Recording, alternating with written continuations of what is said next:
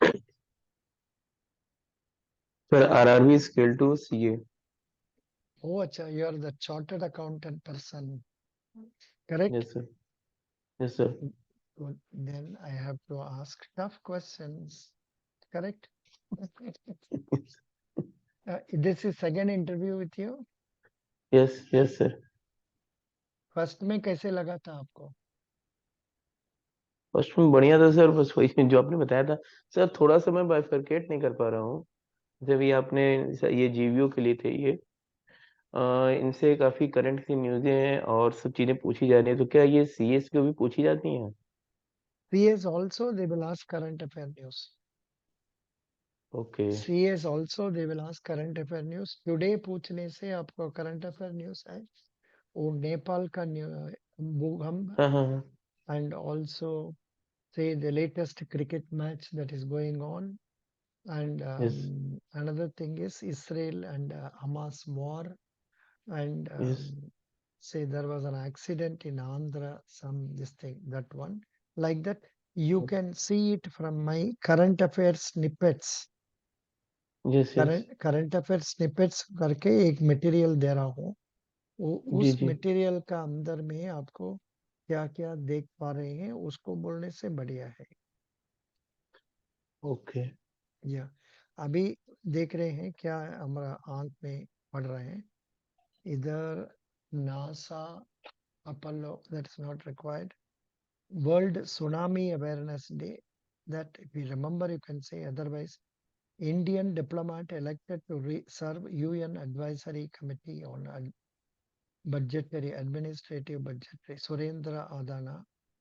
Then finance minister inaugurates SBI branch in Sri Lanka. ये तो बोल सकते हैं. It's related to ji banking. A finance minister has opened a branch in Sri Lanka for SBI. Prime Minister Narendra Modi has elected chairman of Sri Somnath Trust on a 5-year term. Somnath Trust Mandir. Then uh, EPFO celebrated its 71st birthday on Foundation Day in New Delhi.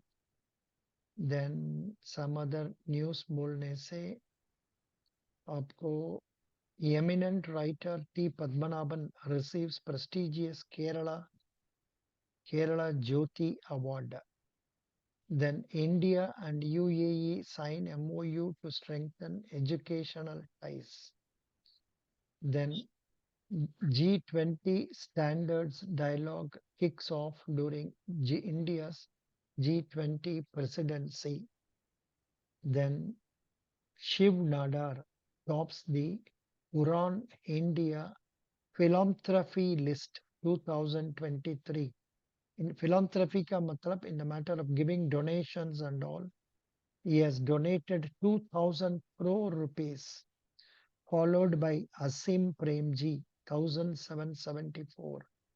Then comes Mukesh Ambani, Nikhil Kamath, Gautam Adani, Nandan Nilekani, Cyrus Poonawalla, Adar Poonawalla, then Rogini Nilekani, these people. Then Zurich Insurance Group to take 51% stake in Kotak General Insurance. Bank of Baroda appoints Kedakattur Sheetal Venkatesh Murthy as brand of digital channels. As brand of digital channels. Like this, थोड़ा newspaper से पढ़ लीजिए. Okay sir. At least your state news. From which state are you coming? Sir Uttar Pradesh. Uttar Pradesh का सारे में क्या important news चलता है उसको जानना जरूरी है. Now, regarding the questions they are asking in the credit management, please tell us about working capital assessment. What are the methodologies adopted? What is turnover method? Working working capital means जो capital जो एक firm को required होती है उसके day to day expenses को meet करने के लिए, इसके लिए एक MPBF मेथड है जो कि टंडन कमेटी के द्वारा दिया गया है, और एक टर्नओवर मेथड है जो कि नायक कमेटी द्वारा दिया है।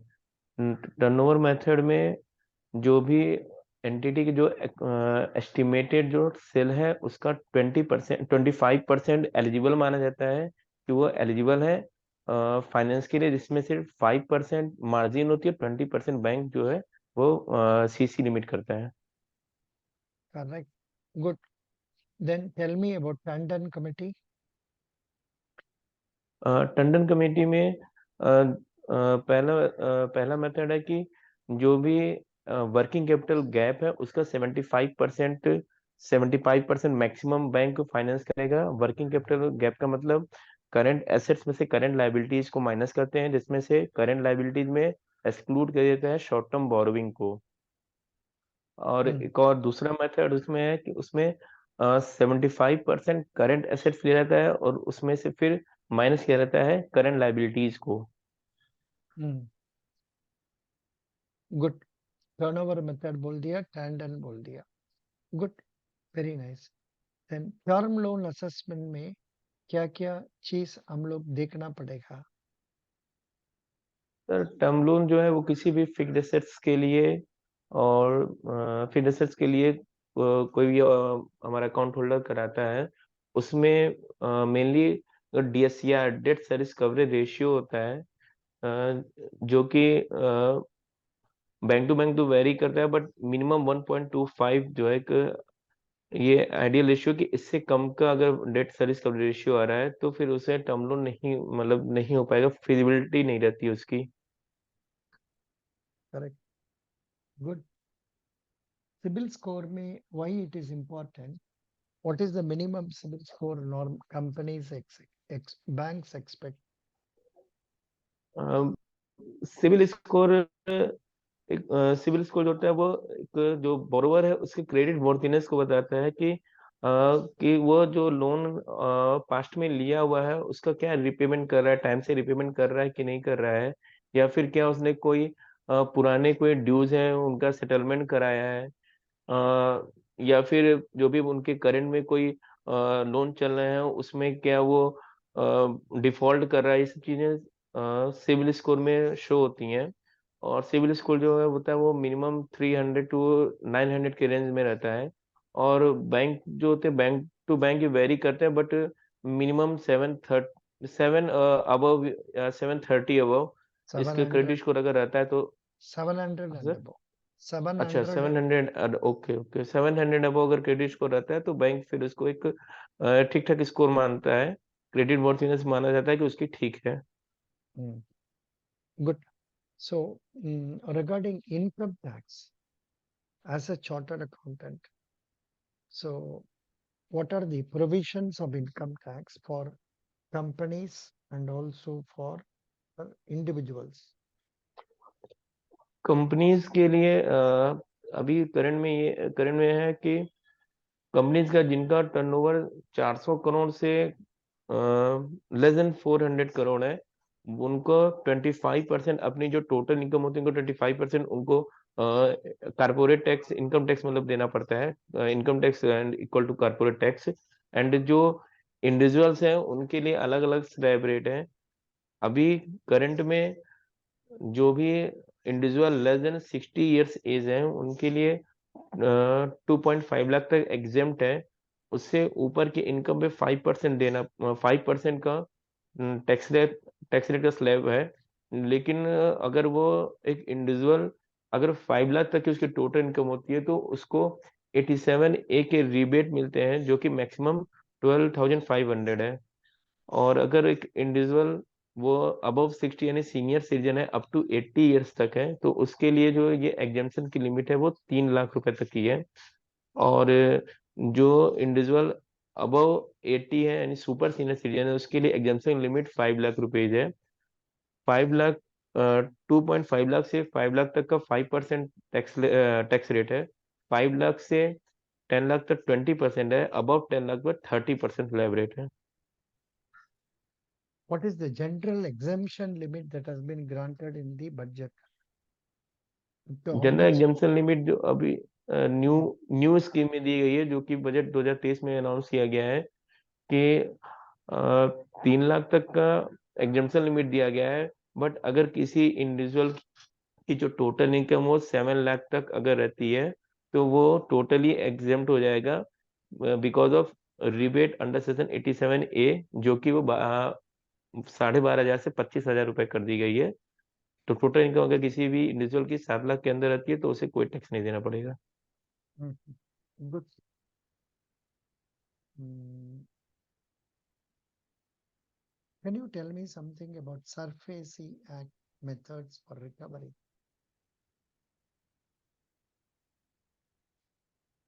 Hello. SARFAESI act sir not detail.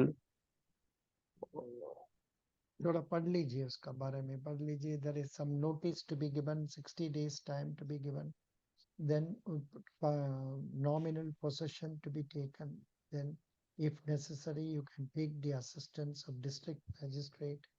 Then the notice is to be given through internet media and also through newspapers. Then auction is to be conducted and then recovery is to be made by selling it. Okay, okay okay sir. good. What is MGNREGA scheme? Sorry sir. What is Mahatma Gandhi National Rural Employment Guarantee Scheme? MNREGA sir, MNREGA में जो एक MNREGA correct. हाँ, मनरेगा. मन मनरेगा में जो एक जो daily wages worker होते हैं उन्हें ये सुनिश्चित किया जाता है कि कम से कम वो 100 एक साल में 100 डेज का उन्हें मतलब काम दिया जाए। थोड़ा इसका बारे में पढ़ लीजिए. What are the objectives of that and all that? Okay okay Here, sir. here I am seeing some Byju's material कुछ आया है, इसको देखेंगे. अच्छा।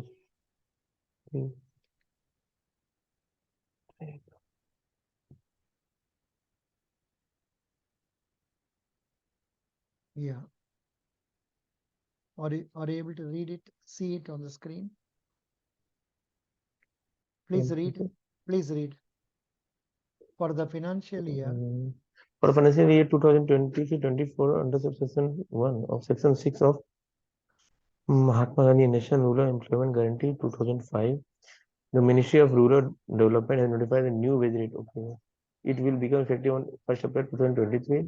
Changes in the Consumer Price Index, agriculture labor is used by the Ministry of Rural Development is to revise wages under Manrega. The recent changes introduced the wage hike range from 7 rupees to 26 per day, which an increase of 2 to 10%, 26 rupees per day. And but the wages revision carried out, the highest rate of wage, which is 357 per day, has been fixed for Haryana, and the lowest wage 221 per day for a feeder Madhya Pradesh, Chhattisgarh. Highest percentage increase has been recorded for Rajasthan, where wage rose from 223 per day in financial year 22-23 to 255 per day for 2023-24, making a 10.39% hike. The lowest percentage hike is reported in Goa, where wages increased from 315 per day in 2022-23 to 322 per day in 2023-24. The union government has made it mandatory for payment to be made for the Manrega beneficiary. अच्छा, Aadhaar based payment system. No, for about the union government allocated 72,000 crore for the Manrega scheme 2021 So I 22। will give this in our Telegram page. आप बाद में पढ़ लीजिए. Okay Okay. Okay sir. Okay. Yeah. And apart from that, some more things I have marked. Sri Anna Mahotsav. Sri Anna Mahotsav. About that also they are asking in the interview. So please know about that. Okay. Then some more questions. What? Tell me about KYC scheme. KYC, Hmm. No, KY, KYC means know. KYC and also about SHG. नहीं sir, KYC means know your customer ना sir. Hmm. Okay, तो केवाईसी में दोनों है customer. एक एक bank जो होता है वो अपने कस्टमर्स का एक रेगुलर इंटरवल पे उनके कस्टमर के बारे में जानने के लिए केवाईसी कराता है, नो योर कस्टमर। इसमें कस्टमर के नाम, कस्टमर का एड्रेस है, कस्टमर का मोबाइल नंबर, मेल आईडी को प्रॉपरली अपडेट हो सके सिस्टम में, इसलिए वो केवाईसी कराते हैं, जो कि 3 पार्ट में डिवाइड किया गया है। अगर कोई हाई रिस्क कस्टमर है उसको हर 2 साल पे केवाईसी कराया जाता है। कोई मीडियम रिस्क है तो उसको 8 साल, नहीं, Correct. 8 Eight. साल पे 8 साल पे उनका कराया जाता है उनका केवाईसी। और जो लो रिस्क कस्टमर है उनका हर 10 साल पे केवाईसी कराया जाता है। Correct. Good. SHG स्कीम बारे में बताइए। Self SHG means self help group. ये एक गवर्नमेंट के द्वारा एक बहुत अच्छी इनिशिएटिव ली गई है। इसमें सेल्फ हेल्प ग्रुप का मतलब कि एक जो रूरल एरिया के कुछ पर्सन्स जो कि वेरी करते हैं, मतलब एक ग्रुप होता है, इसमें लगभग 4 से लेके 20 पर्सन्स जो है वहाँ के जो रूरल एरिया के होते हैं वो एक ग्रुप बनाते हैं अपन, ताकि वो ग्रुप के जो भी आपस में उन मेंबर्स की जो भी नीड होती है वो ग्रुप के मेंबर्स से आपस में कंट्रीब्यूट करके उन उसके नीड को पूरा कर सके। और अगर जरूरत पड़ती है तो ये बैंकों से और फाइनेंशियल इंस्टीट्यूशन से फाइनेंस लेकर के, अगर कोई उन्हें कोई वर्क करना है तो उसको वो बैंकों से ले सकते हैं फाइनेंस। और बैंक जो है उनको फाइनेंस इजीली करती है, क्योंकि ये जो है ये प्राइवेट सेक्टर लेंडिंग के अंतर्गत भी आता है। Hmm.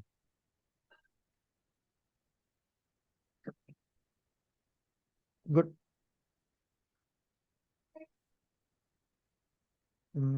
Tell me about your Grameen Bank, first preference Grameen Bank. Sir, my first preference ग्रामीण बैंकिंग, बड़ौदा यूपी बैंक, जो कि गोरखपुर उत्तर प्रदेश में ही इसका हेड ऑफिस है। अभी इसके जो चेयरमैन हैं वो देवेंद्र पाल ग्रोवर जी हैं। और ये बैंक 2020 में पूर्वांचल बैंक और अ, काशी गोमती सर्व ग्रामीण बैंक को मिला करके अमलगमेट होकर के ये बैंक मतलब बनी है। और करंट में इसका प्रॉफिट जो है वो अप्रोक्स 100 करोड़ रुपए है। CD ratio, sir exact data मैंने नोट किया, अभी याद नहीं आ रहा है सर। So डेटा नोट किया sir. how many RRBs are there in India? 43, total 43 RRBs हैं, जिसमें से हमारे उत्तर प्रदेश में 3 आरआरबी हैं। 2 स्टेट ऐसे हैं जो गोवा और सिक्किम, जहाँ पे कोई आरआरबी नहीं है। अच्छा, इधर में दिया है how many branches are there in RRBs? Perhaps you may not know. The number is 21,856. Okay 21,856 across 26 states and 3 union territories. मतलब 2 ओके स्टेट में नहीं लगता है। Which 2 states जी में नहीं है? Which 2 states में नहीं है? Any sir, idea? गोवा और सिक्किम। अच्छा, Goa and Sikkim. Very good. Thank you. Excellent. Very, very happy you told this. अच्छा जी. What is meant by NDTL? Detail net demand and time liabilities. Hmm, and इसमें मतलब होता है कि एक बैंक की जो भी डिमांड डिपॉजिट्स हैं प्लस जो भी उनके टाइम डिपॉजिट हैं उनको इंक्लूड करके उसमें से जो इंटर बैंक डिपॉजिट होती है बैंक की, उसको एक्सक्लूड करने के बाद जो एक वैल्यू निकल के आती है वही net demand and time liabilities होती हैं। very good. Good. What is ANBC? NBC adjusted net bank credit है। Hmm, इसमें जो भी बैंकों की एक पर्टिकुलर बैंक की जो नेट बैंक क्रेडिट होती है उसमें उसके जो इन्वेस्टमेंट है जो कि नॉन एसएलआर वाले होते हैं और वो हेल्ड टू मैच्योरिटी वाले, उसको इंक्लूड किया जाता है। जो इंक्लूड करने पे यानी कि नेट बैंक क्रेडिट और investment in non SLR bond, ये टोटल मिला के जो वैल्यू आती है वो एडजस्टेड नेट बैंक क्रेडिट होती है। What is contingent liability? Contingent liabilities means way liabilities होती है जिनका भविष्य में मतलब होना या ना होना जो होता है एक किसी कोलेटरल फैक्टर पे ये डिपेंड करता है। कम एक ऑर्गेनाइजेशन में जो कंटीजेंट लाइबिलिटीज हैं वो उनकी बैलेंस शीट में ना लिख करके उनको फुटनोट में अलग से लिखा जाता है। जैसे कि कोई अगर कॉर्पोरेट गारंटी हुई या फिर कोई वारंटी है, कोई इंश्योरेंस क्लेम है, कोई केस चल रहा है उसमें कोई ड्यू आने की चांसेस होते हैं, उनको फुटनोट में लिखा रहता है। ये प्रूडेंस कंसेप्ट को फॉलो करते हैं। What are the subsidiaries of RBI? Sorry sir. Subsidiaries of okay okay RBI. Okay okay. 5 subsidiaries हैं, DICGC और IFTAS, ReBIT, Reserve Bank Innovation Hub और Bharatiya Reserve Bank Note Mudra Private Limited. Super. Good. Tell me about Mudra. Mudra मुद्रा scheme. मुद्रा का full form जो है micro units development and refinance agency limited. ये जो है एक सब्सिडरी है सिडबी की। मुद्रा स्कीम में 10 लाख तक का जो लोन है वो गवर्नमेंट प्रोवाइड करती है। Collateral free. इसमें अ, तीन पार्ट में इस स्कीम को बांटा गया है, शिशु, किशोर और तरुण। शिशु में 50,000 तक का लोन दिया जाता है, किशोर में 50,000 से अबव और 5 लाख तक का लोन दिया जाता है, और तरुण में अबव 5 लाख से और 10 लाख तक का लोन दिया जाता है collateral free. Who is the Agriculture Minister of India and Uttar Pradesh Agriculture Minister? No sir, current में रिकॉल नहीं है। Agriculture Minister of India भी याद नहीं है? सर, नरेंद्र सिंह तोमर। ओ अभी भी है क्या? है मुझे ना? लगा चेंज हुए हैं। नरेंद्र सिंह तोमर। हाँ, नरेंद्र सिंह तोमर। Very good. कुछ करंट अफेयर का खबर बता दीजिए। That is, I have already sir, told you. हाँ We have sir, already discussed. No problem. कर यस यस यस। देख लीजिए। Best wishes. God bless you. Attend the interview with confidence. I wish you success. Okay okay, thank you thank you. Thank you. Thank you so much. Please attend and send the questions they are asking. Okay. Thank you.